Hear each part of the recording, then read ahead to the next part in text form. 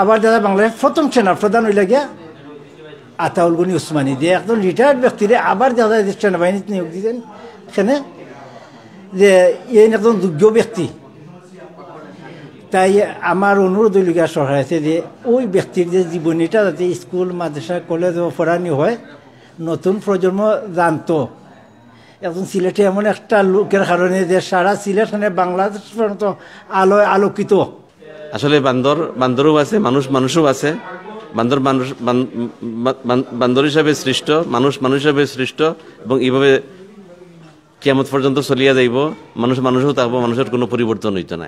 Welcome to Sylhet to London. আমার নাম জিবলুর রহমান, আমি শ্রীহট্ট প্রকাশের কর্ণধার। আমরা গত 7 জানুয়ারি থেকে শ্রীহট্ট প্রকাশ তৃতীয় বই প্রদর্শনী শুরু করেছি, চলবে 15 ফেব্রুয়ারি পর্যন্ত। মেঘনা বিবাহ 18 দাঁড়িয়েপাড়া সিলেটে আমাদের প্রদর্শনী হচ্ছে। এবারে প্রদর্শনীতে আমরা বাংলার হারিয়ে যাওয়া বিভিন্ন ঐতিহ্য নিয়ে সাজিয়েছি। বইয়ের সাথে ঐতিহ্যের একটা মিল আছে। আমরা চাই সকলে এসে আমাদের প্রদর্শনী উপভোগ করুক, বই পড়ুক, বই কিনুক। আমাদের প্রদর্শনী চলবে প্রতিদিন দুপুর 3টা থেকে রাত 10টা। আপনারা এই দেখেন, এইটা হলো পালকি। এই পালকি ছাড়া বিয়ে হতো না। আমরা পালকি নতুন প্রজন্মকে দেখানোর জন্য আমরা পালকি এনে রেখেছি। এটা হলো টাঙ্ক। এটা টাঙ্ক। এই টাঙ্ককে কন্যারা ব্যবহার করতো, বিয়ের সময় কন্যারা ব্যবহার করতো। এই দেখেন আয়না, আগের আয়নাতে কিন্তু সাবানা বা কবরী এই টাইপের নায়িকাদের ছবি থাকতো আয়নাতে। এইগুলা কিন্তু এখন প্রায় হারিয়ে গেছে। এরপরে আমাদের এই যে টেপ রেকর্ডারে আপনার আগে এই আমরা সংবাদ বলেন, গান বলেন, সবগুলোই আমরা শুনতাম। দোয়াতকালি তো এখনকার সন্তানরা এগুলা মনে করবে যে এটা আবার কি। এটা হলো কালি, এটা হলো কলম, কালি কলম দিয়ে ব্যবহৃত। এটা হলো আপনার যারা বলে আধুনিক ফ্যামিলিতে, বড় ফ্যামিলিতে এটা ব্যবহার হতো, কলের গান যারা বলা হয়। এই যে ঠেলা জাল সহ এই যে কৃষকের ব্যবহৃত জিনিস, এই যে আপনার উক্কা, জমিদার ফ্যামিলিতে এই ধরনের উক্কা ব্যবহৃত হতো। তারপরে এটা হলো শরবতের গ্লাস, এগুলা আমরা সংগ্রহ করছি। এদিকে দেখেন কুলার, আপনার মাছ ধরা যাবতীয় জিনিস কিন্তু এদিকে আপনার পাবেন। আমাদের ওইদিকেও আরও অনেকগুলা জিনিস আছে, আপনারা দেখতে পারবেন আমাদের প্রদর্শনীতে আসলে।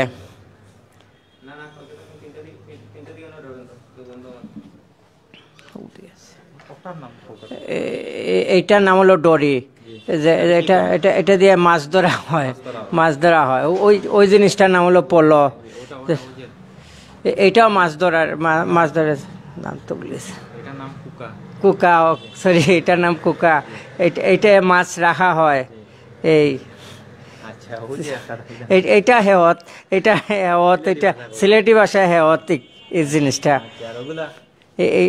একটা তো হলো সাইন, একটা হলো গিয়া কুলা, একটা হইলো তালর ফাঁকা, একটা হইলো গিয়া বেতর ফাঁকা, একটা হইলো গিয়া আপনার ছাতা, কৃষকের ছাতা। ওদিকে আরো আমরা জিনিস আছে। কৃষকের ছাতার উপরে হলো ফল, একটা মাছ ধরা। আসলে বই না পড়লে পুরা বোঝা যাইত না। বইটা পড়ার লাগে সবার প্রতি অনুরোধ থাকলো। আমি 2টা কথা কইরাম। 17টা অধ্যায় বিভক্ত করা আছে, কিন্তু এখানেও নাস্তিকতার বিষয়টা বেশি করে তুলিয়ে ধরছি আমি। আর আসলে নাস্তিক বলতে কেউ নাই। হয় নাস্তিকতা আরোপিত মানুষের প্রতি, অথবা একটা ফ্যাশন হিসাবে মানে সেটারে নিছে, হে নাস্তিক হয়েছে। আর নাস্তিকতা অন্তরের কথা নাই, নাস্তিকতা হইল মুখের কথা। এই যে আমরা নাস্তিক হিসাবে জানি সার্ত্রে, দেরিদা, ডেনিস দিদেরো, মার্কস, ফয়েরবাখ, এর কেউ নাস্তিক আসিল না। নাস্তিকতা তার প্রতি আরোপ করা হয়েছে। আর এখানে আরেকটা বিষয় তুলে ধরা হয়েছে যে মানুষের উৎপত্তি মাটি তাকিয়া, প্রাণীর উৎপত্তির মৃতত্ব, এই জিনিসটা এখানে বিশদভাবে ব্যাখ্যা করা হয়েছে ধর্মগ্রন্থের। তো আছে শুধু ধর্মগ্রন্থের কথা, কিন্তু এখানে বৈজ্ঞানিকভাবে ব্যাখ্যা করা হয়েছে যে কিভাবে মাটির তাকিয়ে মানুষের প্রাণের উৎপত্তি হইতে পারে। এটা বইটা পড়লে বোঝা যাইব। 2 নম্বর বই হইল পণ্ডিতদের ভ্রান্তি ও ব্যবচ্ছেদ। এখানে বিশেষ করে 5 জন পণ্ডিতর ব্যবচ্ছেদ করা হয়েছে। ডারউইন, মার্কস, টাইলর মর্গান আর ফ্রয়েড। আসলে বান্দরও আছে, মানুষও আছে। বান্দর হিসাবে সৃষ্ট, মানুষ হিসাবে সৃষ্ট, এবং এইভাবে কিয়ামত পর্যন্ত চলিয়া যাইব। মানুষও থাকবো, মানুষের কোনো পরিবর্তন হইতো না। এরা ভুল তত্ত্ব দিয়া দুনিয়ারে আধুনিক চিন্তাধারার প্রভাবিত করছে এবং দুনিয়াত অশান্তি সৃষ্টি করছে। এগুলো আমরা পড়িয়া দুনিয়াত কিভাবে শান্তি আনা যায় এই চেষ্টা করা দরকার। 3 নম্বর বই হচ্ছে হিজাব ও বহুবিবাহ। এগুলা তো বহুবিবাহটা অনুমোদিত, কিন্তু ডেলাভাবে অনুমোদিত নাই। সমান ব্যবহার করতে না পারলে এক বিবাহই ধর্মে এবং সমাজে উত্তম। 4র্থ বই হইল হিজাব ও বহুবিবাহ।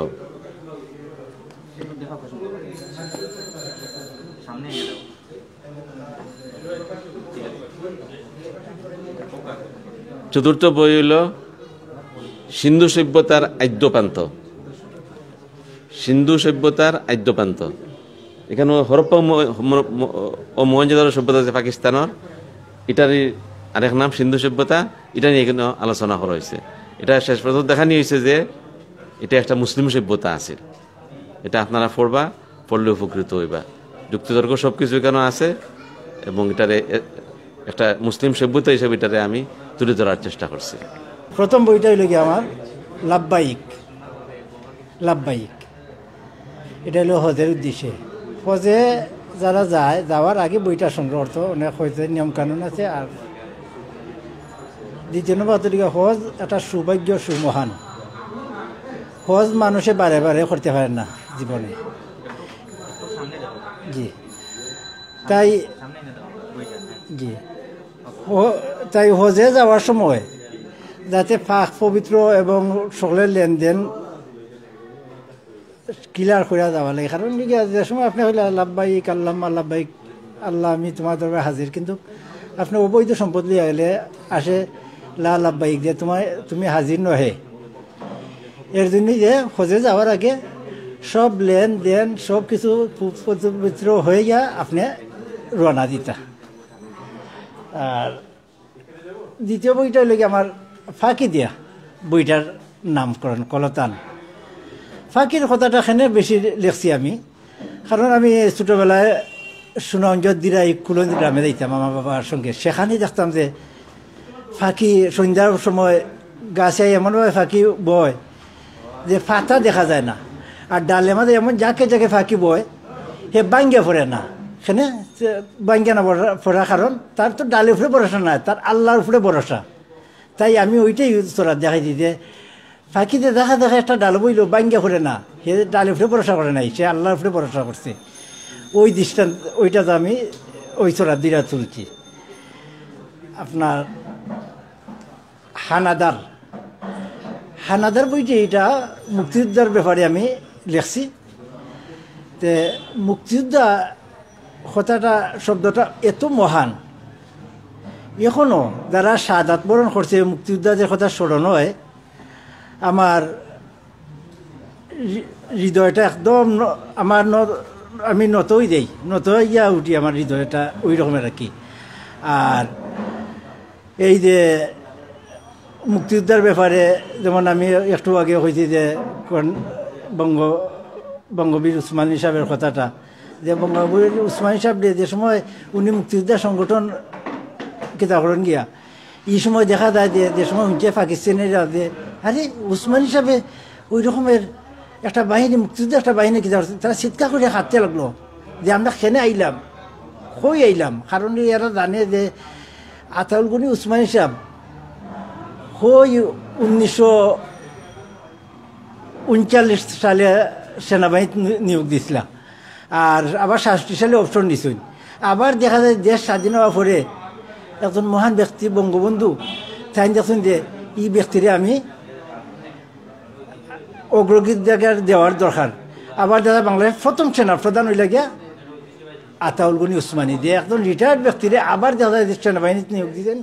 সেখানে যে এই একজন যোগ্য ব্যক্তি তাই আমার অনুরোধ হইলিগা সরকার আছে যে ওই ব্যক্তির যে জীবনীটা যাতে স্কুল মাদ্রাসা কলেজ পড়ানি হয়, নতুন প্রজন্ম জানতো। এখন সিলেটে এমন একটা লোকের কারণে যে সারা সিলেট মানে বাংলাদেশ পর্যন্ত আলোয় আলোকিত। তাই আপনার লন্ডন টু সিলেট চ্যানেলকে অসংখ্য ধন্যবাদ। আপনার একটা হইল হাকম যারে কয় আঁকে, সাকু হইল, একটা হইল বইটা, ওইল নৌকা, ওইল আপনার হেজাক বাতি যারে কয় আঁকে, পামলাইট, ওইল খেরগর, ওইল গিয়া গরুর মুখ দেয়াকে খুব ফুফা, ওইল আপনার লাঙ্গল, ওইল গিয়া আপনার গাছ রাখার জিনিস, ওইল গিয়া আপনার কৃষকত ব্যবহৃত সব জিনিস। একটা হইল ল্যাম্প যেগুলো খোয়া আর কি। ওগুত হলো খেরাসিন তো এখন আসলে নতুন প্রজন্ম চিনেও না। খেরাসিন বিশেষ কোনো জঙ্গার দ্বারা প্রেসর খাজু ছাড়া আসলে ব্যবহৃতও না। একটা হইল একটা হারমোনিয়াম, ও দেখা মাটির চুলা এদিকে আছে।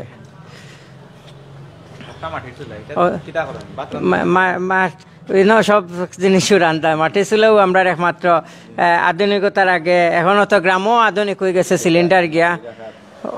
একটা লাকড়ি রাখার জায়গা, একটা আপনার ঠেলা গাড়ি যারে খয়, একটা হইল গিয়া আপনার দোলনা। ওদেরকে আমরা কিন্তু সাজাইছি রাধাকৃষ্ণ টাইপের যে জিনিসগুলা, রাধাকৃষ্ণ দোলনাথ বইয়া তারা বাঁশি বাজাইতো। আপনার ওইল দোতারা। এবং আমরা প্রদর্শনী তার একটা সবচেয়ে বেশি আকর্ষণ হইল যে আমরা প্রথম দিকে শুরু করছি মুক্তিযুদ্ধ স্মৃতিচারণ দিয়া। কারণ আমরা 1952 ভাষা আন্দোলনের বীর ফখলর ছবি রাখছি, 7 মার্চের ভাষণ রাখছি, 7 জন বীর শ্রেষ্ঠর আমরা ছবি রাখছি। আপনার ওদের আজকালকের প্রজন্ম তো পোস্ট অফিসের পোস্ট বক্স বুঝেও না। আগে প্রেমিক প্রেমিকা চিঠি ছাড়া লাগে পোস্ট অফিসও একমাত্র ভরসা আছিল, শিক্ষকের ভরসা আছিল, পেনশনের ভরসা আছিল, একমাত্র সরকারি আদেশের ভরসা আছিল এই জিনিসটা। আমরা দেখা একটা হইল মাটির হইল আপনার প্লেট, মানে গ্রাম্য ভাষায় হানকি হয় একটারে। এই আপনার হইল গ্লাস, ওইল গিয়ে আপনার জগ, ওইল আদোয়ার জিনিস। তারপরে একটা হইল গিয়া আপনার বাতর হাড়ি আপনার। এবং ওদকা হাড়িগুলা কিন্তু গ্রামে আগে রাখা হইতো খেরর উফরে আর রাখা হইতো, এখনও অনেকে রাখে হয়তো। আপনার একটা হইল গিয়া বাতর হাড়ি, ওদকা আপনার দেখাই কৃষকর খাসি খাওয়া যারে আঁকে, শুদ্ধ ভাষায় কাস্তে। আপনার ওদকা কৃষকর কিন্তু উক্কা, কৃষকে টানতো। এগুলো হইল বাং, তারপরে হইল গিয়া টুকরি, দেখা সাইড হইল গিয়া খরম। ওদকা এগুলো খরম, কাঠর তৈরি সব জিনিস। ই খরম দিয়া আসলে আগের আমলে জুতা হওয়ার আগে বা জুতা তো সবসময় পৌঁছিত না গ্রামের মানুষে, তখন মানুষে এই খরম কিন্তু পাওয়া দিত, জুতা বানাইয়া পাওয়া দিত। এই একটা টুকরি একটা দিয়ে আগে গ্রামগঞ্জের মানুষে আপনার দান টান আনা নেওয়া করতো ও জিনিস। তো মোটামুটি আমরা আধুনিক মানে ইতিহাস ঐতিহ্য দেওয়া সাজানোর চেষ্টা করছি। সকলের প্রতি অনুরোধ, সিলেটবাসীর প্রতি এবং প্রবাসী সকলের প্রতিও আমরা অনুরোধ, আপনারা যে সময় বাংলাদেশে আইবা, আমরা 15 ফেব্রুয়ারি পর্যন্ত আমরা শ্রীহট্ট প্রকাশ বই প্রদর্শনী চলব। আপনারা সবাই আমরা প্রদর্শনী দেখিয়া যাইবা। এবং আমরা সর্বশেষ যে উপহার ছাত্রীর নিচে আপনারা আগর আমলার কিন্তু বাসর তৈরি যে ছাত্রীটা বাসর মানে স্ট্যান্ড ও তৈরি ছাত্রীর নিচে আমরা ছবি তুলিয়া যাইবা, তাহলে আপনার ভালো লাগবো। আমার জন্মস্থান চাতক উপজেলার বড় সৈদরগাঁও, এই গ্রামের নামের অন্তরালে কিছু কথা আমি সেখানে এসেছি। এখানে আসার পরে অনেকগুলা লেখকের সাথে, অনেক বইয়ের সাথে আমার আজকে পরিচয় হলো। অনেক সমাজের গুণীজন, বিশেষ করে আমাদের সিলেটের যারা গর্ব, যারা সিলেট দেশ, জাতি সমাজকে নিয়ে যারা লেখালেখি করেন তাদেরই একটা মিলন মেলা। বিভিন্ন কবিতার ছন্দে সৌন্দর্যকে তুলে ধরেছি, বিভিন্ন শিক্ষণীয় বিষয়গুলো কবিতার ছন্দে তুলে ধরার চেষ্টা করেছি এবং এই বইটি থেকে আমরা মহান সৃষ্টিকর্তা আল্লাহর যে অসীম নিয়ামত আমরা ভোগ করছি সেগুলো তুলে ধরেছি। আমি সিলেট টু লন্ডন পেজের সম্মানিত ভিউয়ার্সদের বলবো, আপনারা প্রদর্শনীতে আসবেন এবং আশা দুরাশা বইটি দেখবেন, অবশ্যই আপনাদের ভালো লাগবে এবং পছন্দ হবে। এই প্রদর্শনী হচ্ছে মেঘনা বি 18 দাঁড়িয়াপাড়া, সিলেট, 5 বাই রেস্টুরেন্টের একটু সামনে এবং সালমান সহ তার বাসার বিপরীতে। সবাই এখানে আসবেন, এসে বই দেখবেন, বই পড়বেন, বই কিনবেন এবং এই শ্রীহট্ট প্রকাশ সাজানো হয়েছে হারানো ঐতিহ্য নিয়ে এবং আপনাদের বাচ্চা কাচ্চাদের নিয়ে যদি আসেন তারা গ্রামীণ হারিয়ে যাওয়া ঐতিহ্যের যে জিনিসগুলো আছে তা দেখতে পারবে। আসলে শ্রীহট্ট প্রকাশ সিলেটের একটি বৃহৎ প্রকাশনা এবং যিনি প্রকাশনার সাথে যিনি জড়িত এটার জিনিস কর্ণধার জনাব জিবলুর রহমান নিজে একজন লেখক এবং লেখক সৃষ্টি করেন, সেটাই আমরা মনে করি। আমরা ইতিমধ্যেই অনেকের সাক্ষাৎকারে শুনেছি যে উনি ডেকে যে আপনার প্রকাশগুলা যেভাবে ফেসবুকে প্রকাশ করেন সেটা না করে উনি পাণ্ডুলিপি কালেকশন করে নিয়ে ছাপার অক্ষরে বই বাদাই করেন, যার মাধ্যমে লেখকরা উৎসাহিত হয়। এই জন্য আমি জিবলু ভাইকে আমার আন্তরিক ধন্যবাদ জানাচ্ছি। আর এবারের প্রদর্শনী একটি ব্যতিক্রম, প্রতি বছরই এ ধরনের প্রদর্শনীটা ব্যতিক্রমে ভরপুর থাকে। তো সেখানে এবারে আসলে যে কেউ আসলে হারিয়ে যাবেন অতীত দিনের স্মৃতিতে। যারা আজকের তরুণ প্রজন্ম যেটা কোনোদিন দেখে নাই, হুক্কা দেখে নাই, সাকু, এগুলা যারা মাটির হাঁড়ি পাতিল যারা দেখে নাই, সে এখানে আসলে তাদের সাথে পরিচিত হতে পারবে। আমি অনুরোধ করব সকল সিলেটের সকল বইপ্রেমী দর্শকদেরকে, আপনারা আসেন, ছেলে সন্তান নিয়ে আসেন, তাদের সাথে আমাদের আবহমান বাংলার যে ঐতিহ্য সেটা পরিচয় করে দেন।